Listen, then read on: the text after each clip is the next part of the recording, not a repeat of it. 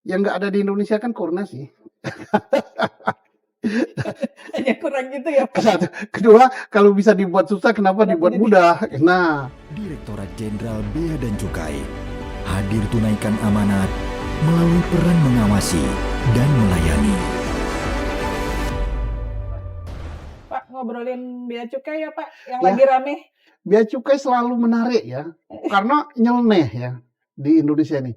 Dulu kita kalau ke bandara itu apa namanya, imigrasi misalnya Iya, kan, imigrasi. bea cukainya nggak terlalu. Nah sekarang Lagi rame nih rame Pak. Indonesia bea cukai. Kenapa lagi rame? Karena nyeleneh, angker gitu. Sebelum ngobrolin lanjut Pak, minum Nggak, dulu gua Pak, minum boleh lah. kopi.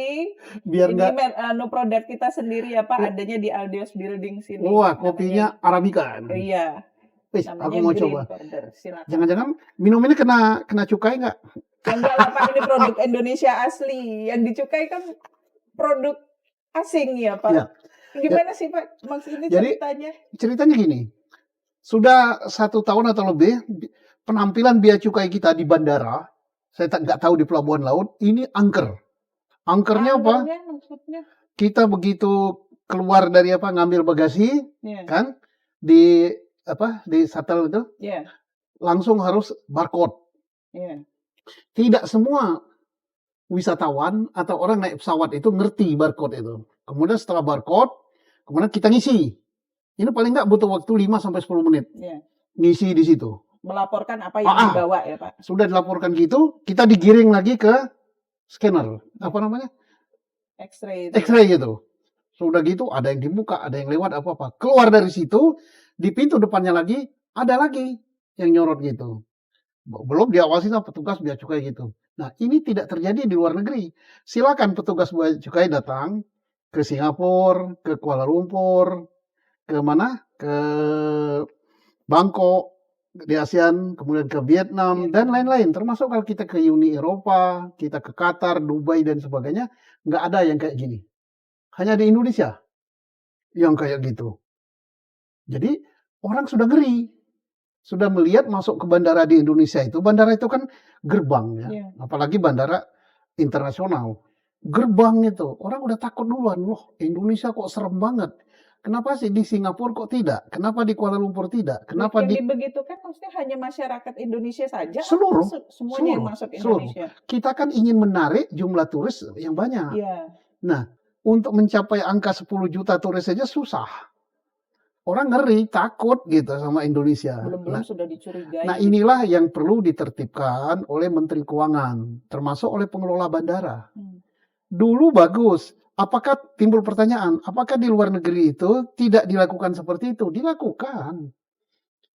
Mereka pakai teknologi, kita pakai teknologi juga kan. Caranya gimana? Ya mungkin pemeriksaan barang itu, begitu barang keluar dari pesawat, bagasi, langsung diperiksa, tapi di tempat yang tidak terlihat. Begitu ada bagasi, misalnya koper ini mencurigakan, straight in koper. Biasanya ditandai itu Pak. Kopernya udah lewat X-ray itu, kasih tanda, straight, yang tidak bisa dihapus. Tanda itu nanti petugas bea cukai yang pakaian preman atau pakai apa mengikuti, menguntit orang ini, begitu lewat daripada pabean ini langsung diperiksa isinya. Nah, begitu caranya. Tidak semua orang. Kalau sekarang kan semua orang. Sudah gitu ngisi barcode lagi. Di luar negeri kok nggak ada ngisi-ngisi barcode kayak gitu? Mungkin maksudnya pencegahan Pak, supaya jangan ada yang lolos masuk gitu. Ada yang mobilnya bisa masuk ke dalam, jemput pejabat di dalam. Nah itu saya mau tanya Pak, itu memang semua masyarakat Indonesia yang dibegitukan atau ada pengecualian? Ya, ada pengecualian. Jadi hanya rakyat yang ngambil barang ajudannya. Iya, jadi janganlah negara itu terlalu bercuriga sama rakyatnya, gitu kan. Ada pejabat yang dijemput bahkan orangnya pun tidak lewat pemeriksaan imigrasi di situ. Iya. Dijemput mobil situ itu tidak boleh lagi terjadi. Dulu kan pernah dihebohkan seperti itu. Nah, jadi kembali ke bea cukai. Kan timbul lagi artinya dari penampilannya sudah angker. Ini tidak boleh. Bongkar saja itu. X-ray depan terbongkar, barcode gitu. Nggak usah lagi cari cara lain. Caranya barang-barang penumpang itu di X-ray di tempat yang tidak terlihat. Bagasi yang dicurigai diberi tanda yang nggak bisa dihapus, hanya bagasi itulah yang diperiksa. Iya. Jangan semua penumpang kemudian capek-capek ngisi barcode. Nenek-nenek tua itu mana ngerti, jangankan nenek tua, saya aja nggak ngerti kok ini caranya. Nah, ini harus dihindari dari situ. Ya. Yang kedua, misalnya yang dihebohkan kemarin kan barang-barang Denda TKW. pajak, ya, denda pajak. Barang TKW sampai numpuk, sampai busuk gitu. Nah, kemudian bea cukainya lempar tangan lagi. Wah, itu bukan kita. Itu Menteri Perdagangan. Akhirnya Menteri Perdagangan dihujat rame-rame. Akhirnya Pak, kita terima kasih sama Menteri Perdagangan. Dia cabut aturan itu.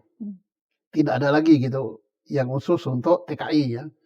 Nah, tetapi terjadi lagi yang non TKI. Barang-barang kiriman itu kan kemarin ada yang jaket. Jaket berapa biaya masuknya sampai 30 juta harga jaketnya sekian. Harganya 6 jutaan aja. Ada sepatu ini. Kemudian bea cukai mengatakan bahwa itu sudah benar sesuai prosedur bahwa harga barangnya sekian oleh perusahaan jasa pengirim ditulis sekian berarti tidak sesuai dengan ketentuan maka pajaknya sekian, biaya masuk sekian, denda sekian. Nah, kalau denda kan kalau yang salahnya perusahaan pengiriman jangan dibebankan pada penerima dong. Iya.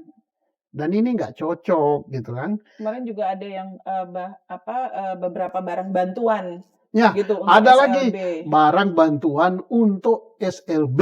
Iya. Mereka tidak beli, dapat Iya. bantuan, dapat sumbangan, mau dipajai lagi. Iya. Atau bukan pajak, mau dikenakan biaya lagi. Iya, Nggak mikir ininya.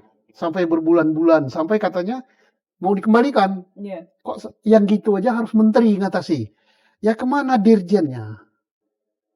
Dirjennya kan berasal dari orang Kementerian Keuangan juga itu. Yang sekarang sedang disorot masalah harta kekayaan. Iya, harta dirjennya. kekayaan. Jangan begitulah. Jangan rakyat ini dibuat susah.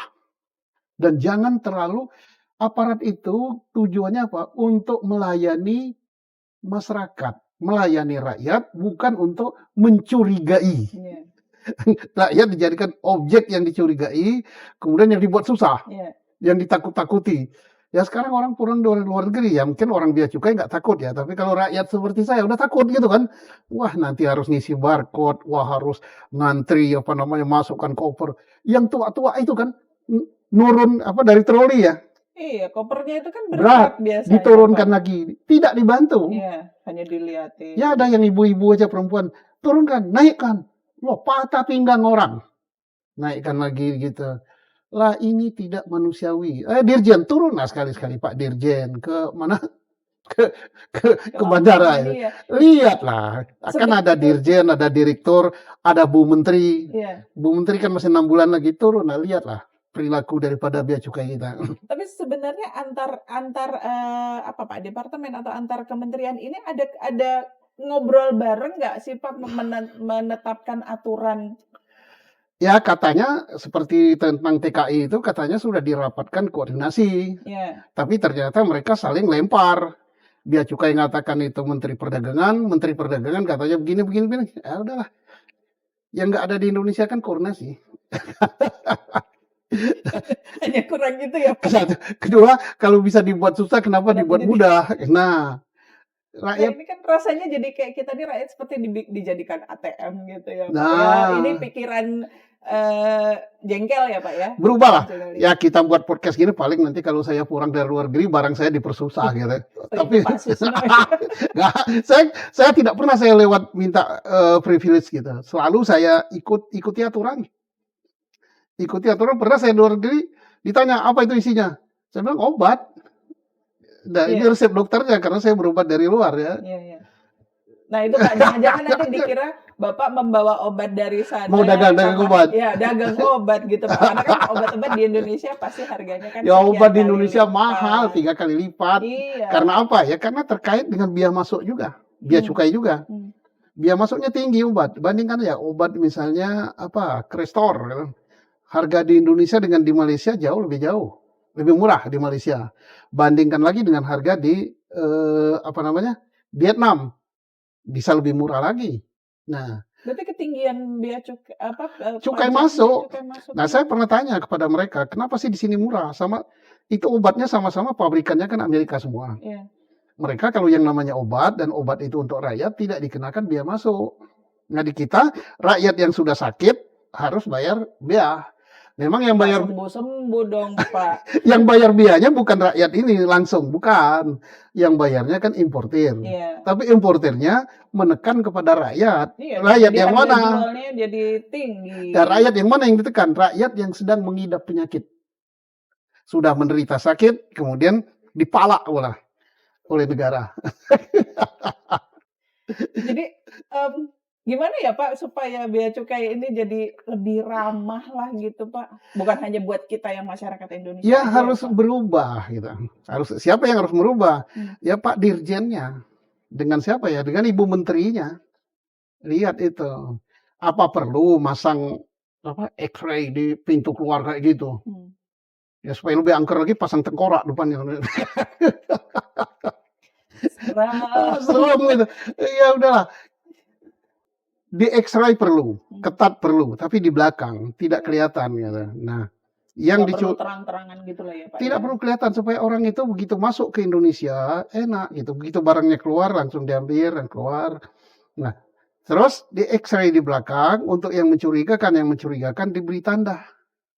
Setelah diberi tanda hanya koper atau apalah paket atau kardus atau apalah itulah yang diperiksa. Tidak semua. Kasihan nenek-nenek tua, ibu-ibu tua harus nurunkan barangnya dari troli, diangkat lagi, sementara yang lain ngantri. Ini terjadinya hanya di Indonesia. Mungkin sebenarnya SOP-nya sudah benar sih Pak. Tapi penerapannya gitu apakah Tidak tepat. ada ya. Nah, SOP-nya benar tapi tidak tepat gitu ya. Nah, mengapa kita ngomong begini di podcast? Karena bea cukai itu punya kita. Yang gaji kita. Pakai duit rakyat, pakai pajak. Saya bayar pajak loh. Waktu saya dinas juga pajak gaji saya bayar pajak. Saya bayar PBB, saya pajak kendaraan, pajak lain-lain. Untuk gaji mereka itulah. Tugasnya untuk memberikan pelayanan pada kita. Bukan untuk nakal-nakuti. Kita berhak untuk mengatakan jangan begitu bea cukai. DPR lebih berhak lagi wakil kita. Omongkan oleh DPR. Itu di bawah komisi berapa itu. Buatlah yang baik wajah bea cukai kita. Jangan kayak serem kayak gitu. Nah, perbaikilah. Tirulah negara lain. Tidak salah niru itu. Yang bagus gitu. Kita kalau turun dari Singapura, turun di Kuala Lumpur, turun di Bangkok, bahkan turun di Jepang gitu kan. Bahkan di Eropa, di Qatar, di Dubai. Kita melenggang aja bawa barang. Apakah barang kita itu tidak diperiksa? Diperiksa. Hanya kita nggak lihat. Nggak lihat gitu kan. Nggak usah dipertontonkan yang gitu rakyat. Wisatawan harus ngantri gitu di belakang karena ini lagi ngangkut itu. Kemudian harus angkat-angkat lagi. Udahlah, itu nggak bagus lah gitu. Carilah cara yang bagus. Katanya sudah diberikan peralatan yang teknologinya tinggi. Beli peralatan itu dengan duit rakyat. Tapi cara menggunakannya yang bagus gitu. Ini sudah di X-ray di situ. Kita menuju ke pintu keluar. Di pintu keluar itu ada lagi. Yang tegak kayak gini tuh. Lah, Masya Allah. Untuk mendinginkan hati. Mudah-mudahan setelah ada podcast ini ada perubahan kan. Baik, kita tunggu ya Pak dari bea cukai ya Pak. Tapi kalau imigrasi saya salut. Imigrasi di bandara sejak Presiden mengatakan bahwa persoalan investasi kita dari luar negeri adalah imigrasi. Imigrasi sudah berbenah ya Pak? Wah benar, bagus. Pelayanannya bagus di bandara. Kita minta paspor juga cepat, prosesnya bagus. Walaupun masih ada kekurangan-kekurangan. Memang tidak mungkin sempurna 100%. Tapi kalau mau berubah kok, imigrasi bisa. Waktunya berbenah diri. Iya, waktunya. Masa bea cukainya justru tambah tidak enak gitu. Baik Pak, terima kasih obrolannya Pak. Nanti kita ngobrol lagi dengan lain ya Pak ya.